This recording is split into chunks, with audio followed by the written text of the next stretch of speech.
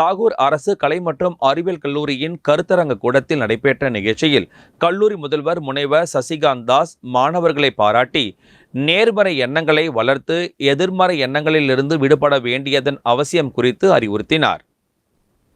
புதுவை தாகூர் அரசு கலை மற்றும் அறிவியல் கல்லூரியில் நாட்டின் 75வது சுதந்திர தினத்தை கொண்டாடும் நிகழ்வின் ஒரு அங்கமாக இந்திய குடியியல் பணிகள் குறித்து நோக்கநிலை மற்றும் ஊக்க விழிப்புணர்வு திட்ட நிகழ்வு கல்லூரியின் கருத்தரங்கில் நடைபெற்றது. இந்நிகழ்ச்சியை கல்லூரியின் திறன் கூடுதல் பாடத்திட்ட செயல்பாடுகளுக்கான மையம் ஏற்பாடு செய்திருந்தது. ஆங்கில பேராசிரியர் உங்ரேயின் இசைக்குழுவினரின் சிறப்பு பாடல்களுடன் நிகழ்ச்சி துவங்கியது. அடுத்து பேராசிரியர் முனைவர் பீனு மார்க்கல்ஸ் வரவேற்புரையாற்றினார். இந்நிகழ்வினுக்கு தலைமையேற்ற கல்லூரி முதல்வர் முனைவர் சசிகாந்த் தாஸ் மாணவர்களை பாராட்டி நேர்மறை எண்ணங்களை வளர்த்து எதிர்மறை எண்ணங்களிலிருந்து விடுபட வேண்டியதன் அவசியம் குறித்து அறிவுறுத்தினார்.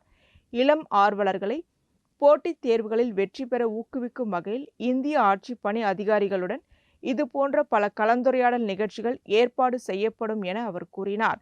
இந்திய பொதுப்பணித்துறை நிறுவனத்தின் தலைவர் டாக்டர் தனபால் மற்றும் இணை செயலாளர் ஜெய விஜயன் இருவரும் மாணவர்களிடம் இந்திய அரசு பணிகள் தேர்வாணையம் மற்றும் குடியியல் பணிகள் தேர்வாணையம் ஆகியவை நடத்தும் அரசு பணி தேர்வுகளை எதிர்கொள்ள எவ்வாறு திட்டமிட வேண்டும் என்று விளக்கினார். பேராசிரியர் சுனிதா நிறைவாக நன்றி உரையாற்றினார்.